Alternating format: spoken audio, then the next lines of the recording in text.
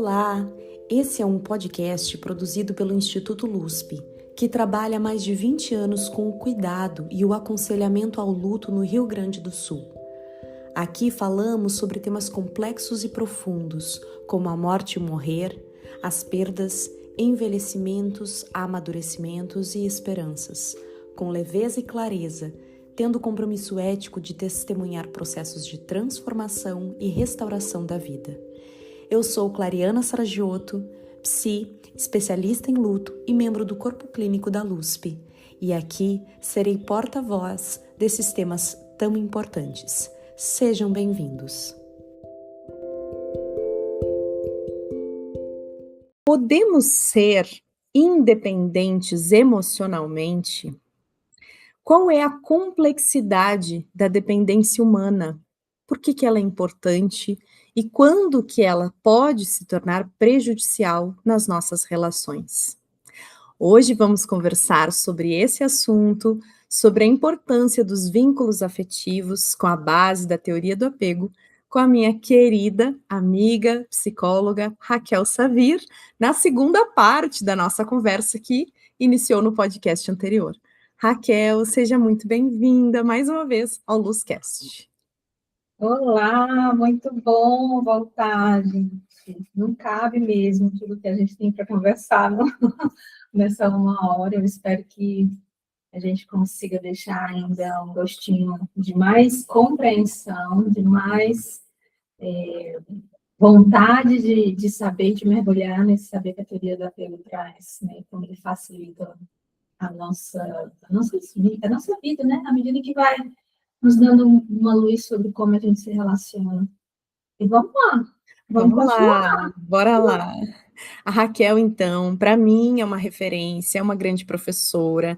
Ela tem um Instituto Base Segura no Ceará, é psicodramatista, psicóloga de casal, né, enfim, de adolescentes, de adultos, né, atende pelo Brasil e é professora. Então, assim, é uma honra enorme estar aqui. E nós conversamos juntas, né, o quanto era importante termos essa segunda etapa, abrindo mais janelinhas, mais possibilidades, e ainda assim fica esse convite, né, Raquel? Porque a teoria do apego ela é vasta, ela é ampla, tem muitas pesquisas atuais, né, corroborando esses conhecimentos que iniciaram algumas décadas atrás, trazendo a perspectiva, inclusive, da neurociência, comprovando, né, o quanto essa dependência humana, ela faz parte, né, da nossa constituição etológica, das nossas origens. Então, é um assunto que apaixonamos, né? Somos muito apaixonadas, somos muito encantadas, e a Raquel é uma referência. Então, vamos lá. Como é que a gente pode compreender essas questões da independência e da dependência emocional, e em especial nos vínculos? Vamos lá. Hoje a gente vai conversar mais, né, sobre os estilos de apego nos relacionamentos românticos. E essa ideia, né, que a gente tem, que o mundo coloca na nossa cabeça, né, que a gente tem que ser independente, bem resolvido, que ser independente é ser bem resolvido, né? A gente tem que se bastar, que o outro chega para complementar, né? Toda essa história que a gente escuta muitas vezes de amor próprio, tenho que me amar primeiro, tenho que me amar mais. E a teoria do apego ela é um pouco mais cuidadosa, né? Porque ela diz que nós somos seres eminentemente sociais, a gente se constrói junto com o outro. A nossa autoestima se constrói junto com o outro, e a forma como a gente vai entendendo o valor que a gente tem, entendendo a forma mais segura de estar em relação, a gente vai compreender em relação, a gente vai aprender em relação. Então, a teoria do apego nos ensina que nós somos todos interdependentes, né? É um conceito um pouco mais realista, né? A gente não vai viver independendo, a gente sai do movimento de completa dependência no nosso nascimento, a gente já falou disso no episódio passado, vai adolescendo ali, né, e querendo essa autonomia, essa diferenciação, e agora sou eu que resolvo, eu me basto, vai entrando ali na vida adulta com essa ideia, E aí, em muitos momentos, a gente vai construindo aí um relacionamento amoroso, um relacionamento afetivo, onde a gente volta a ter uma relação importante, duradoura, né? Eu acho que isso também é legal da gente pontuar, né? As relações de apego, elas têm uma duração ali ao longo a construção de um vínculo leva tempo, leva convivência, né? Pressupõe intimidade. A gente vai falar muito disso hoje, né? Como é que cada um dos estilos vive a intimidade, né? Uma relação de apego fala também sobre como é que a gente consegue resolver os conflitos, como é que as nossas necessidades existem, podem ser expressas ou não dentro de uma relação. Então, uma relação romântica, uma relação aí que a gente está também numa relação que a gente pode falar que ela é horizontal, né? Não é mais vertical, como a gente tinha com os nossos pais, né? A gente vai ter uma relação de pares que precisam um do outro para funcionar da melhor forma.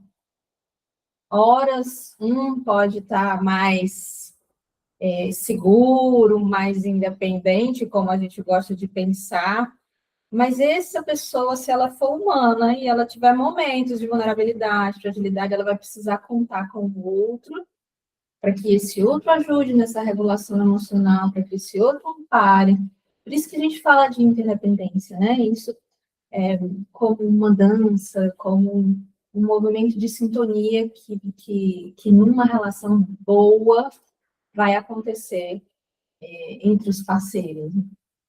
Então, a gente almejar isso, assim, né? A interdependência não é esse lugar de eu não preciso de ninguém.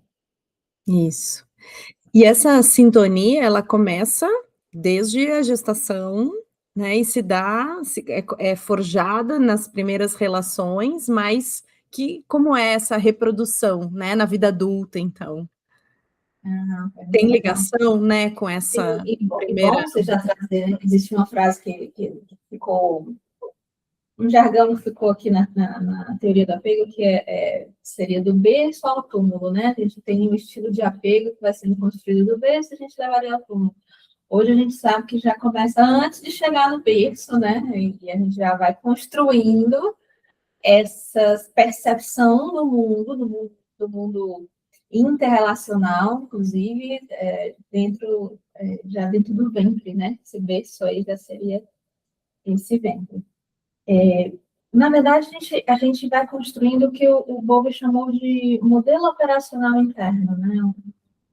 Mas vou simplificar aqui, né? A gente vai construindo um arsenal de crenças de tudo aquilo que a gente vai ouvindo, né? E aí, quando a gente pensa na criança, a criança, ela não tem uma condição, uma maturidade de fazer um filtro para entender que se essas crenças são razoáveis, se não faz sentido, ela olha para aquele adulto que é quem sabe de tudo, né? O adulto sabe de tudo. Então, ele vai internalizando essas verdades que ele vai colhendo, né, ali daquelas relações principais, e isso vai virando uma programação, né? O sistema operacional, como é que ele funciona? Ele tem lá uma programação, essa programação funciona quase que automática, muitas dessas crenças são inconscientes, a gente não lembra necessariamente. Por isso que o trabalho da terapia é um trabalho tão delicado de entender junto com o paciente que crenças seriam essas. Por que elas têm tanta força ainda na forma como essa pessoa hoje se comporta, se relaciona, né? Entende a si mesmo, entende a reação dos outros, né? A gente fala que é como se ele construísse uma lente de óculos na qual ele enxerga a vida. Então, eu e Clariana podemos estar diante do mesmo evento, passando pela mesma adversidade, mas supondo que a mãe da Clariana, os pais da Clariana, falar mãe, porque existe nesse primeiro momento essa vinculação mais simbiótica, né? Mas tinha um medo tremendo que Clariana não viesse ao mundo, porque foi uma mulher que teve muitas perdas gestacionais anteriores a Clariana. Estou dando um exemplo aqui para a gente ter uma ideia de como é que isso funciona na prática. Então, essa gestação já foi uma gestação permeada de medo, de ansiedade, de medo de que essa filha não sobrevivesse. E esse bebê nasce e essa mãe ainda continua hipervigilante. Será que esse bebê está respirando? Tenho medo quando ele dorme, tenho medo que aconteça algo. E esse medo vai construindo as percepções da Clariana sobre como é que é o mundo. Porque a Clariana vai dar os primeiros passinhos e a mamãe, não, cuidado, não pode, vai cair, né? E aflita, essa mãe está aflita com medo que aconteça algo. E Clariana vai aprendendo que o mundo é perigoso, que o mundo é um lugar assustador e que ela tem que se proteger muito desse mundo, porque ele pode causar, né, um dano, pode levá-la da vida, né? E isso pode construir aí ao longo do tempo um estilo de apego do que é o que a gente chama, né, de dependente, né? A Clarina aprende que para ela ir no mundo, para ela ter um pouco mais de autonomia, isso tem um risco tão alto que é melhor às vezes não ter, ou que ela sofre bastante, sente muita ansiedade, ou que ela precisa ter alguém para ir com ela, porque a mãe estava lá sempre, onipresente, onipotente. Então, ela cresce precisando muito de uma figura que esteja com ela para garantir, né? E aí, isso vai sendo levado, né? Assim, para outras relações, para a relação afetiva, para uma posterior maternidade, né? Então, por outro modo, a gente pensa, né, que num outro tipo de relação, né? Eu falei aqui. Já a Raquel foi criada de uma outra forma, uma gravidez tranquila, de uma mãe que não teve gestações e perdas anteriores gestacionais, nasceu a termo, de um parto normal, e foi uma criança que teve sempre uma supervisão ali presente, mas amorosa, apoiadora, mas incentivadora. Raquel queria subir no banquinho, né? E aí, vai, sobe, vai, tô aqui, sobe. Aí Raquel caía, tá tudo bem, filha? Quer tentar de novo? É assim, às vezes cai, mas tô aqui, levanta. Isso vai construindo uma sensação de posso contar com o outro, porque o outro está aqui, o outro me oferece um colo, caso seja difícil demais para mim, mas esse outro acredita que é possível que eu enfrente essas adversidades e que. Então, diante do momento mais, né, a gente viveu um momento mais grave lá na frente, essa pessoa se vê competente para enfrentar determinadas situações. Então, em determinados momentos, ela vai conseguir agir sozinha, porque ela internaliza o conceito de base segura, né? Eu sou capaz, eu sou competente, eu tenho gente atrás de mim para me dar suporte, se eu precisar, vou tentar, né? E se não der certo, tá tudo bem. Eu consigo perder. Eu consigo lidar com essa frustração de não dar certo. Isso é importante, né? Eu não vou me desconstruir, eu vou lidar com isso, eu vou pedir ajuda, né? Esse é um lugar mais seguro. Mas vamos para o terceiro, só para ficar claro aqui. Né? Mas aí tem o nosso coleguinha, o João, que era um menino, né? O João Não por acaso, um menino. não por acaso, né? É um pouco mais duro com os meninos ali no começo, né? Porque João era uma criança sensível, uma criança que gostava né, de olhar ali as borboletas voando, que gostava de entender sobre o mundo e se emocionava com as coisas. E João era tolhido, porque João não podia chorar, João era chorão. Né? Então, para de chorar, João. Aí João caía andando de bicicleta, João chorava, que isso? Homem não chora, para que isso? Para que esse choro? Levanta, vai. João sentia vergonha toda vida que vinha uma emoção e ele que tinha vontade de chorar, né? Então, João, deixa de mimimi, né? Isso não te cabe. João ia se sentindo inadequado, até que João engole mesmo o choro e passa a não entrar em contato com as suas vulnerabilidades, com a sua emoção.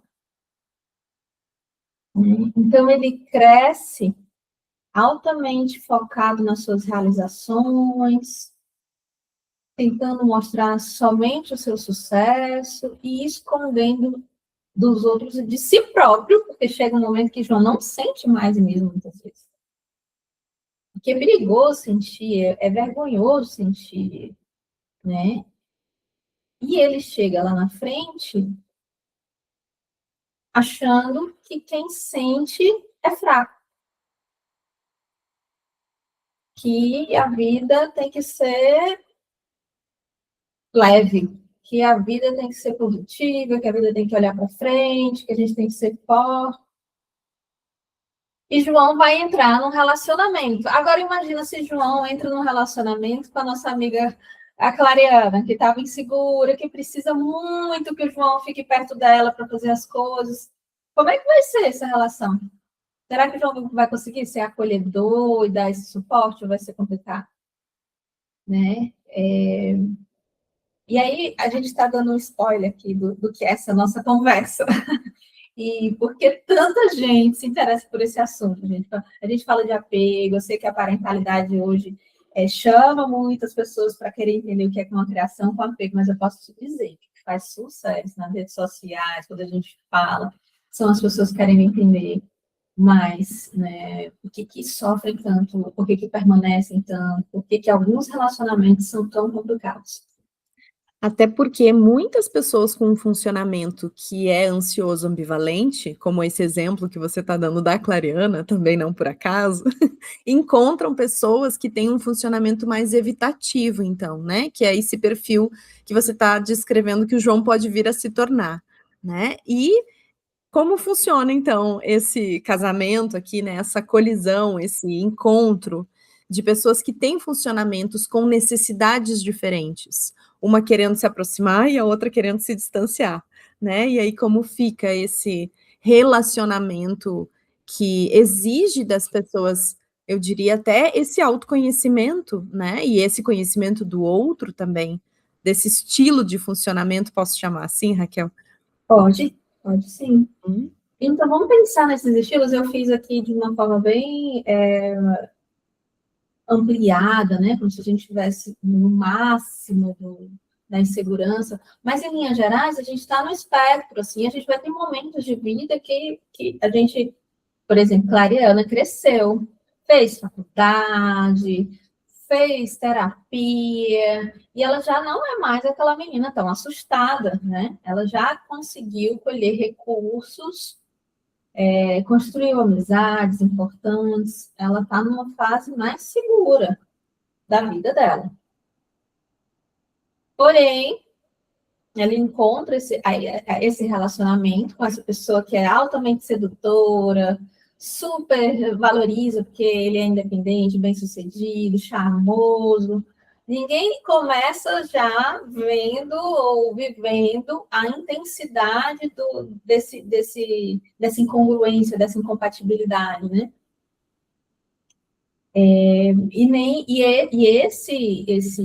Esse João sedutor, ele está até aberto para um relacionamento, sim, né? E admira, porque essa menina está lá, nossa, ela é inteligente, ela é incrível, ela é bonita, né? E as coisas começam a acontecer. Muitas vezes, aí é claro, né? Quando eu falo que a gente está no espectro, vamos pensar no comecinho do relacionamento. Comecinho do relacionamento para ficar bem ele está assim querendo ficar com ela, mas só ficar.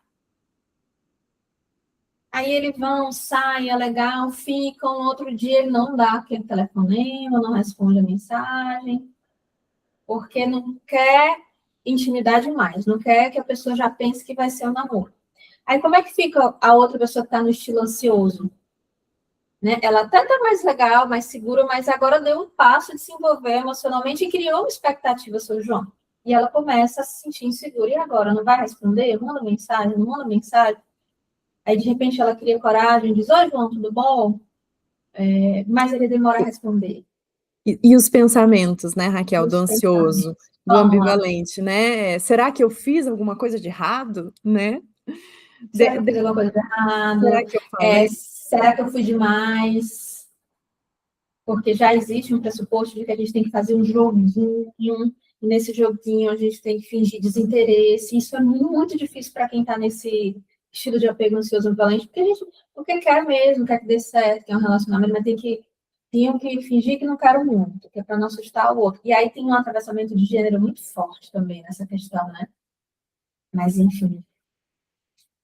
Isso, e até já que você tocou no ponto, é importante, né, a gente, acho que elucidar essa questão. Aqui a gente está exemplificando com a mulher, o homem, né, cisgênero, mas na verdade esses funcionamentos, eles atravessam a todos nós, independente do gênero, mas somos seres sociais constituídos dentro de uma cultura, e você trouxe exemplos, né, por exemplo, desse João, que dentro do gênero masculino é ensinado a não chorar, a não sentir, né? A mulher é validada, a tristeza, o choro, a aclamação, né, de que ela precisa de um amor, inclusive para ser alguém, né, para ser validada, ela precisa do relacionamento para ser validada. Então tem esses Ela atravessamentos precisa ser também. escolhida, ela precisa se valorizar, ela precisa ter uma série de comportamentos para que ela seja interessante para esse homem, né? Para esse parceiro, para essa pessoa. Mas é bem assim, daria para a gente abrir um outro, né? Pensando até nas relações homoafetivas, a gente também vê muito essas questões de estilo de apegos conflitantes, né?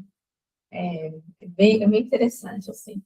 Então, a gente tem, eu posso dizer em linhas gerais, que em maioria o que eu recebo na clínica é essa dinâmica da mulher que está lá tentando fazer dar certo e do homem que está com dificuldade de, de entrar nesse lugar de verdadeira intimidade. Que aqui vamos fazer um parêntese. Intimidade. Intimidade não é igual a comportamento sexual, uma relação sexual. Né? Eu tenho aqui muitas pessoas no estilo de apego evitativo, que são pessoas que adoram sexo, que ligam e fazem aquele sexo maravilhoso, e depois, tchau. Vão para o cantinho deles, para o trabalho deles, para a vidinha deles, até o próximo momento de vontade do sexo. Isso não é intimidade. Né? Intimidade, no sentido do que eu estou falando aqui, é a capacidade de desnudar-se verdadeiramente para o outro, desnudar sentimentos, mostrar vulnerabilidades. Né? Essa é a real intimidade, né? Precisar do outro. E que eu acredito também que passa pelo medo, de ser atravessado pelo medo de possivelmente perder, ou transformar essa relação, se eu me mostrar para o outro.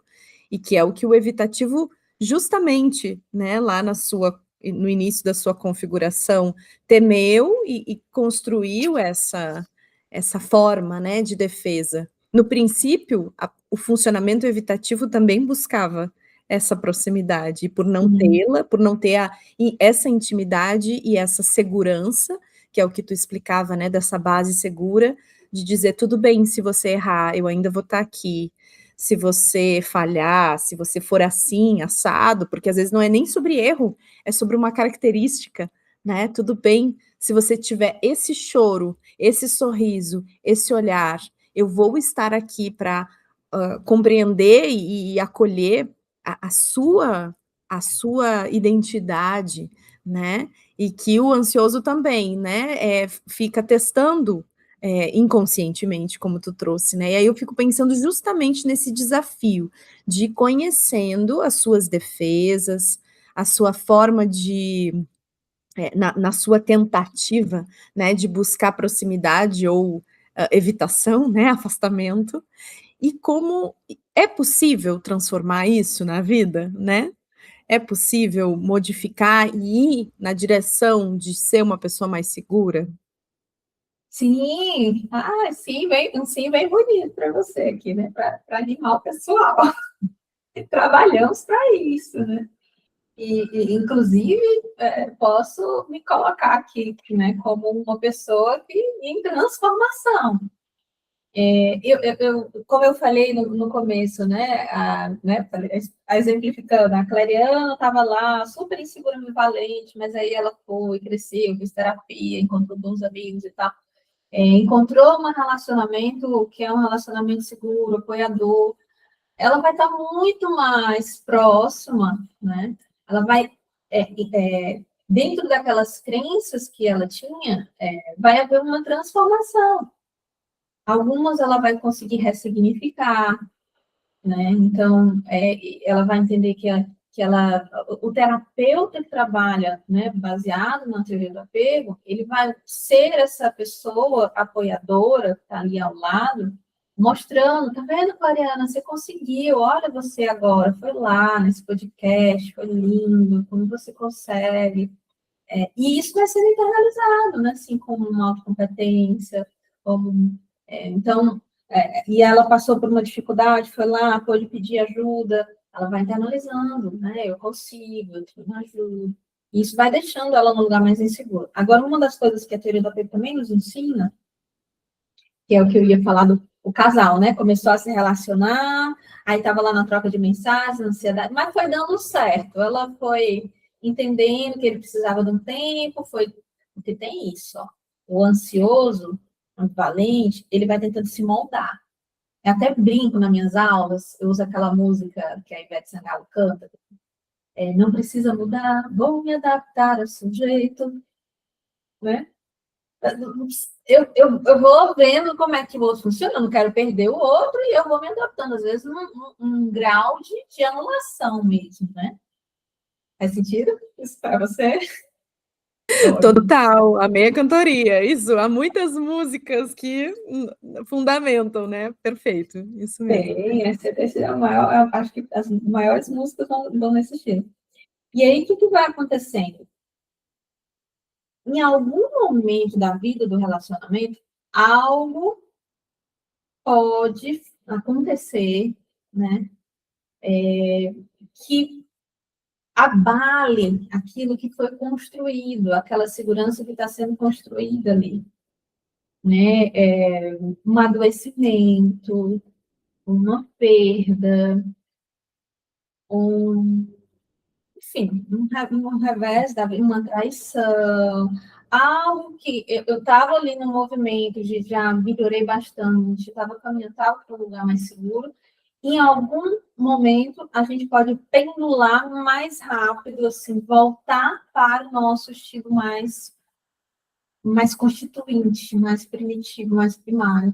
E, normalmente, é um evento traumático, né? Então, lá na frente, esse casal está junto, está funcionando bem, mas Clariana descobre uma doença que precisa de um tratamento, que a fragiliza, que ela está... Aqueles medos que estavam todos ali, mais sob controle, voltam de uma forma intensa. Nesse momento, eu posso ter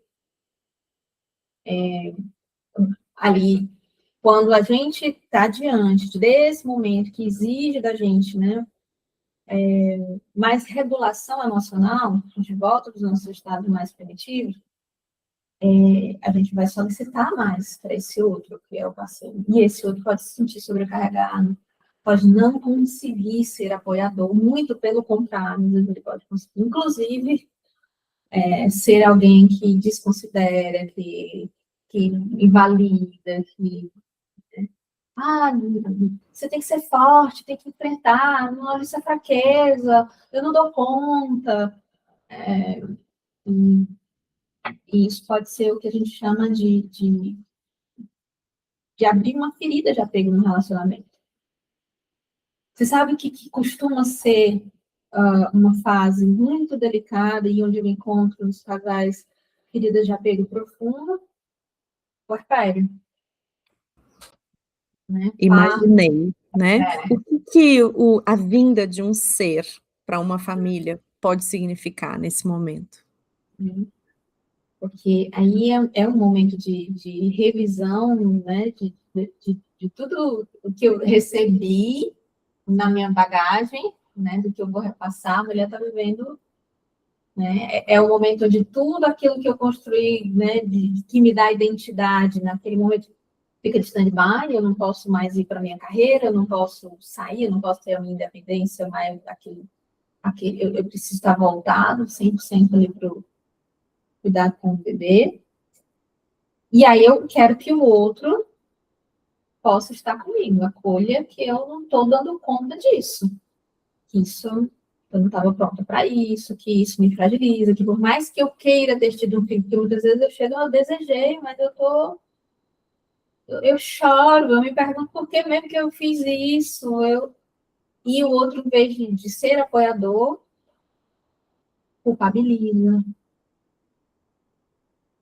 foge do conflito. Uma das características muito marcantes do estilo evitativo é essa. Tem conflito, dou as costas. Ou dou o gelo, ou eu saio, eu evito, eu não venho. Muito difícil dialogar.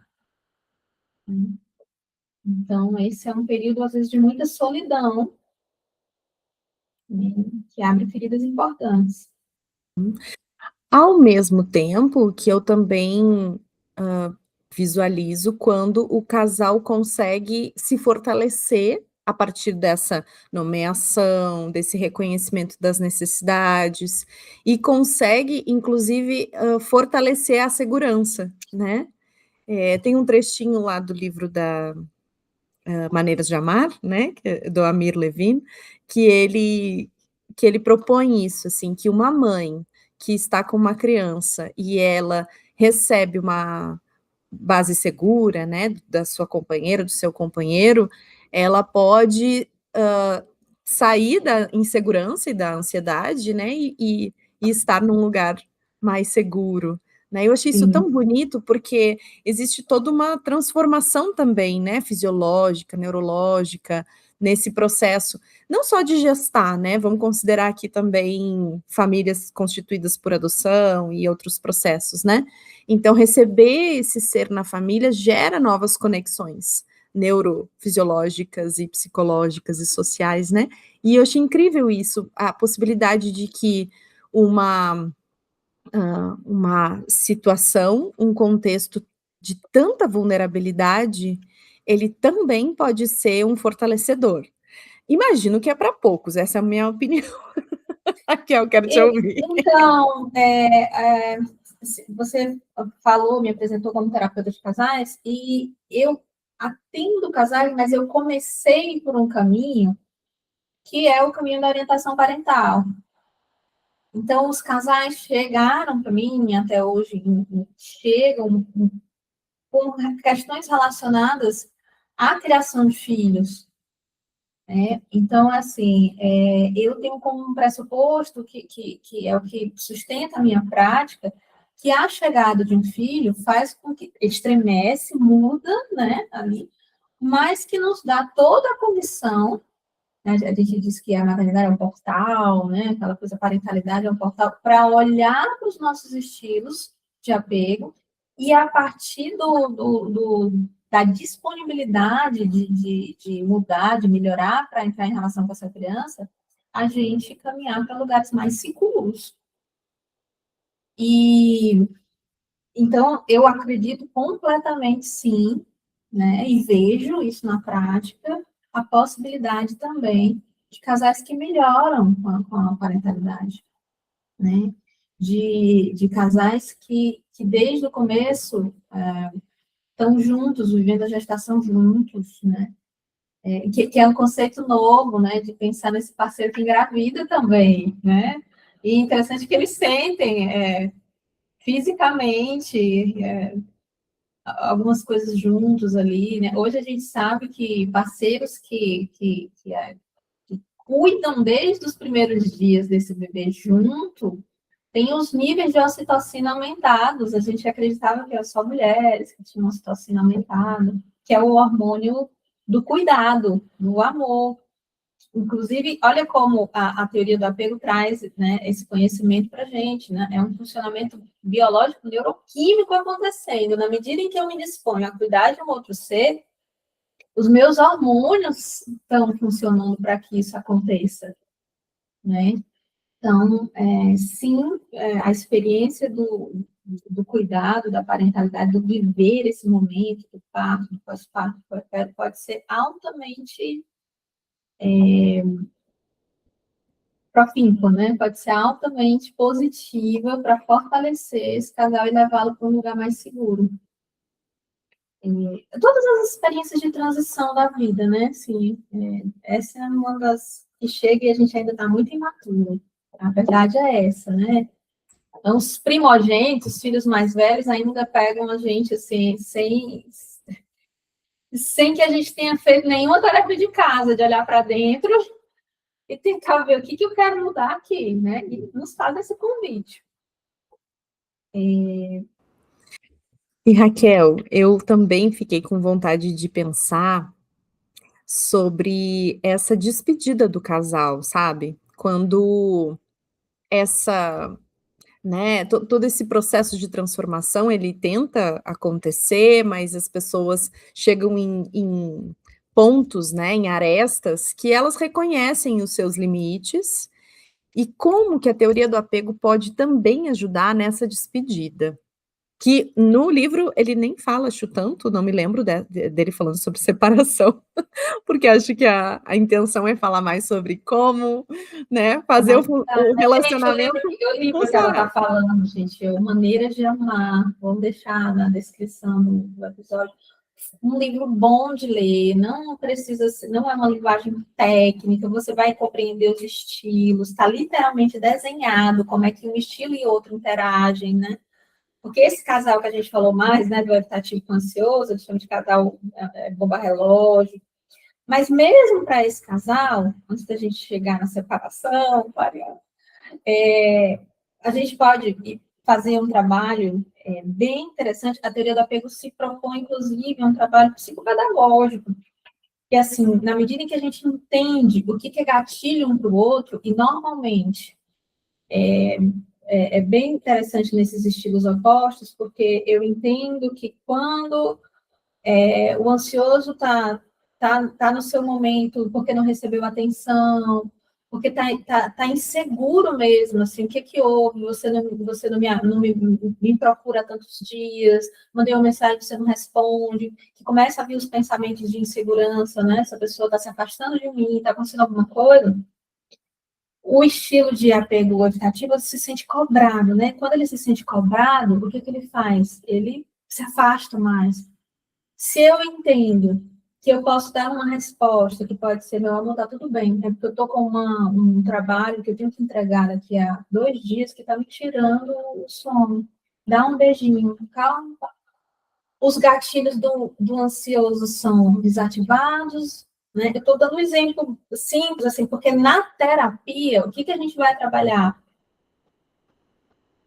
A comunicação dessas necessidades e os acordos para ver até onde o outro dá conta de se comprometer com algumas mudanças em prol de não ativar gatilhos ou ajudar na desativação, né? Eu entendi que isso é uma necessidade dela. Para mim, não é. Mas tudo bem, não me custa nada dizer, não, me comunicar um pouco melhor, só falar, né? Essa semana está acontecendo isso no trabalho. Porque muitas vezes tem um silêncio, né? E ler esse silêncio é muito ansiogênico. Né? Da mesma forma, o outro vai dizer, tá, mas eu preciso também que ela me dê um espaço. Sentindo que eu estou mais calado e tal, né? Que ela me dê um espaço, tal, tal. Você consegue? Então, esses acordos, eles vão sendo feitos em muitas esferas, são muitas situações, assim, que os casais vão trazendo. E quando isso vai funcionando, quando ambos se comprometem, a gente tem um resultado legal de possibilidade desse relacionamento acontecer de forma amorosa, né? Uma das dificuldades grandes, muitas vezes, do evitativo, quando ele entra em terapia, é pelo menos reconhecer qual é a necessidade dele, porque tem um descolamento, eu nem sei dizer o que eu preciso, só dando, mas quando ele vai ouvindo o outro e a construção do outro, de quais são as necessidades básicas humanas, o terapeuta vai fazendo um espelho para ele, vai fazendo um duplo, né? Que é, será que nesse momento em que você diz isso, isso e isso, você não sente isso? E aí ele vai começando a ter um repertório para conseguir comunicar, e em vez de reagir com evitação, com sair de perto, ele vai conseguindo comunicar. E é lindo quando isso acontece. Então, o que eu indico, né, para muitas vezes, é que você não espere o relacionamento estar já, né, nos finalmente para buscar uma terapia, sentiu dificuldade de um diálogo que não flui, né, desses descompassos, buscar ajuda. Mas, infelizmente, acontece, de fato, da gente tentar fazer o trabalho e a resposta ser... olha, infelizmente a gente se gosta, tal, mas é incompatível. Eu não dou conta do que esse outro precisa. O máximo que eu posso dar ainda vai ser pouco, né? E é melhor para um e para outro que a gente chegue ao fim.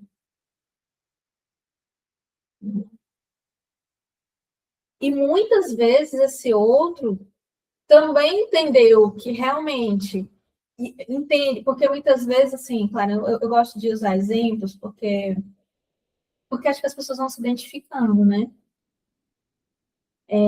A gente não precisa ver o evitativo como uma pessoa que necessariamente é o narcisista, ou é a pessoa escrota, ruim, né?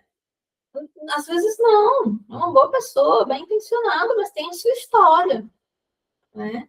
Assim como o ansioso, o valente, não tem culpa das dores que passou, não tem culpa de ter vivido situações que fizeram com que hoje ele tenha uma necessidade maior de alguém que possa ajudá-lo no trabalho de cura, ajudá-lo a cicatrizar feridas que foram abertas. Então, essas são duas ótimas pessoas que estão em momentos muito incompatíveis. Não tenho isso para te dar. Né? E você não é um defeito. E nesse mundão de meu Deus, que tem gente que diz, então pronto, não vai ter jeito, eu nunca vou encontrar ninguém seguro no mundo para me relacionar.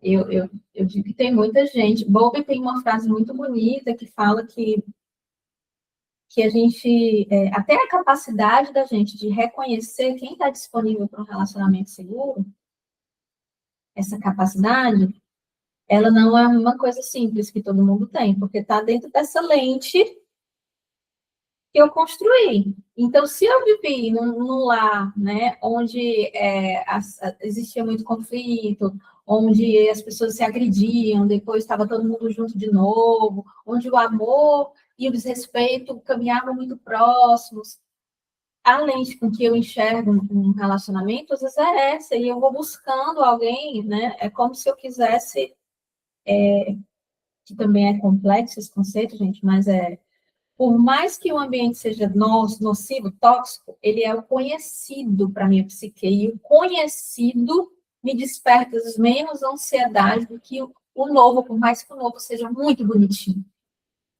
Eu tenho muita gente que diz que encontra uma pessoa super bacana, estável, e diz, mas está muito sem graça isso aqui. Não estou gostando dessa pessoa.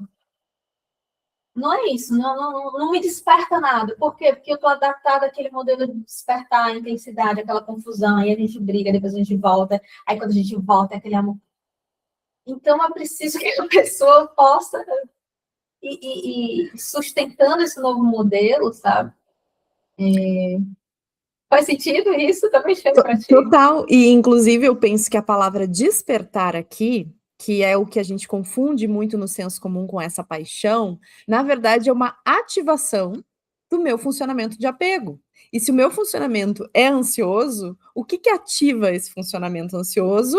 Não necessariamente é essa base segura que a pessoa está me fornecendo. Se eu sou uma pessoa com funcionamento evitativo, o que ativa, né, esse modelo evitativo, esse funcionamento evitativo, né?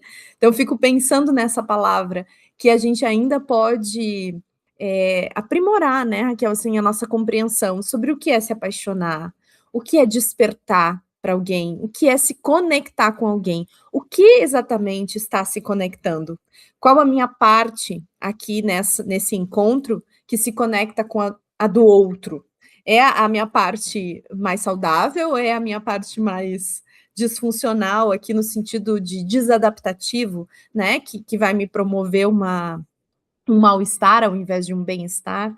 Então isso exige de nós, assim, te ouvindo, fiquei pensando o quanto faz sentido, o quanto é instrumentalizador, e exige de nós esse conhecimento, né, sobre si, sobre o seu funcionamento, sobre o outro. E aí a gente até pode pensar no ponto que a gente começou sobre a dependência, né? Então é entender que é só a partir desse outro que dessa conexão, desse despertar, também dessa paixão, né? Desse envolvimento, que eu vou conseguir ter dimensão mais profunda sobre como eu reajo, como eu sou ativada, né? Não dá para fazer esse conhecimento, esse autoconhecimento autocentrado e de Sim, forma independente, isso. É né? isso aí. Entendeu direitinho? E hoje a gente tem ferramentas, inclusive, foi aprovado uma escala brasileira de apego, né, que eu já aplico no consultório com os pacientes. Então, a gente já consegue conversar mesmo, assim, sobre os estilos de apego, sobre o funcionamento. A pessoa já se identifica, já reconhece, e já começa a reconhecer nos outros, né, na pessoa que está se aproximando. Enfim, eu queria deixar aqui para a gente terminar uma outra indicação de livro, ó. Ótimo. Aliás, essa escala também, se é possível a gente colocar o link, né, do artigo, enfim, ou da Para referência. profissionais de psicologia, né? E pode, então, dar outra dica. E vamos nos encaminhando para o final, né? Pode nos falar, então, desse outro livro? Mostra de novo. O outro livro se chama Ansiosos no Amor. Como se tornar mais seguro no amor e na vida. Também é um livrinho bem interessante para quem está nesse lugar. Porque eu acho que esse é um lugar de mais, né? De mais sofrimento, né? Ainda dessa busca e dessa sensação de que eu ainda não sou boa o suficiente para estar com alguém. Porque uma das grandes diferenças é esse autoconceito, né? O valor que a pessoa insegura dá a si, né? Então, a gente precisa fortalecê-las, né? Ajudar nesse reconhecimento, nesse filtro, reconhecer pessoas disponíveis e ajudar na sustentação da mudança desses padrões. E isso é possível. Isso é possível. E sim, gente, existem pessoas mais seguras, né? Assim, é comum também, a gente não fala, porque esses relacionamentos talvez não cheguem tanto no consultório, mas a gente encontrar, né, pessoas ali que estejam em lugares mais seguros e que ajudem nesse processo mesmo da gente ir fazendo essa transição para lugares mais seguros de nós, né? Não desacreditem, sejam essas pessoas, né? Só não sejam as pessoas que ficam lá, não, eu vou salvar o outro, mas o outro não quer fazer terapia, o outro não se importa, não quer conhecer a teoria do apego. Não, mas eu vou fazer, eu vou estudar por ele, eu vou fazer por ele. Essa daí, aí muitas vezes é um trabalho muito, muito doloroso com poucos resultados. Mas se tem alguém disponível para se conhecer, disponível para amar, gente, eu sou otimista. Ai, querida, que aulão! Só tenho isso a dizer, maravilhosa. Pode voltar mais uma vez, a gente segue falando, porque ainda tem, né, o que ser dito, assim. Diz para o pessoal deixar nos comentários as dúvidas, se tiver muita dúvida ou tema de interesse, a gente volta. Com certeza. Nossa, querida, E gratidão imensa. Seu jeito, suas palavras, sua espontaneidade me ajudam aqui a integrar, né, esse conhecimento com o corpo, com o sentir, e fico muito feliz da gente poder realizar mais esse episódio. Então, muito obrigada. beijão. Tchau, tchau. Beijão, minha querida, um abraço enorme para os nossos ouvintes e Sucesso, viu? Esse podcast é maravilhoso. Isso é incrível. sim. Sucesso. Oh, querido, obrigada. Até o próximo episódio, então. Um abraço.